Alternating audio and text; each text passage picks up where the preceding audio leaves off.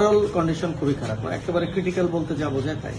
ওনার ব্যাপারে আমরা কোনো আশার কথা বলবো না। আমরা যখন অপারেশন করার জন্য প্ল্যান করতেছি তখন ওনার ভাই, উনি বুলেট প্রুফের সময় ওনার সাথে ছিলেন, উনি কিন্তু বলছিলেন যে বেঁচে নাই, তারপর আপনারা করেন।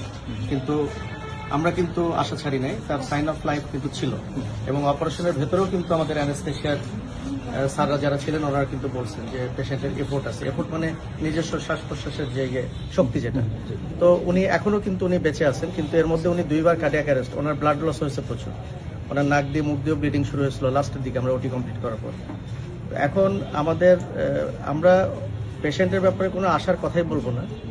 উনি সর্বোচ্চ খারাপ অবস্থাতেই আছেন, কিন্তু উনি এখনো বেঁচে আছেন, আর বাকিটা আল্লাহর ইচ্ছা। আর আমরা এই ধরনের ক্ষেত্রে যেটা করি,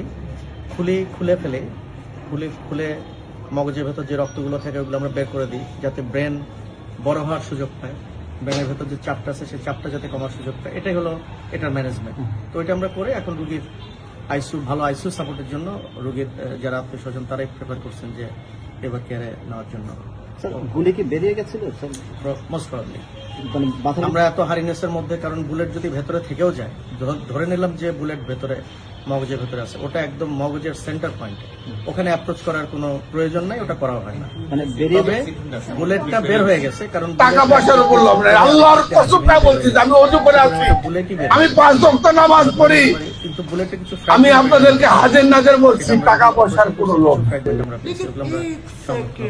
হাফিজের টাকা কখন দিচ্ছে এটা না দিলে কিন্তু খবর আছে, নদীর মধ্যে পাতলা নদীর মধ্যে ডুবানো হবে, এটা মাথা রাখবেন। সেই কমিটিতে টাকা জমা দিলে টাকার কোনো হিসাব নাই, সেই কমিটিতে আমরা আর একদিনের জন্য কোনো চাঁদা ঠিকাদার সমিতির নামে এই কাজী হীরা নেতৃত্বে যেটা দুবাই করতেছে, ঠিকাদার সমিতির নামে এই 5 আগস্টের পরে মিনিমাম 70 থেকে 75 কোটি টাকার চাঁদাবাজি হয়েছে। রিডিং আছে কাজী হীরা।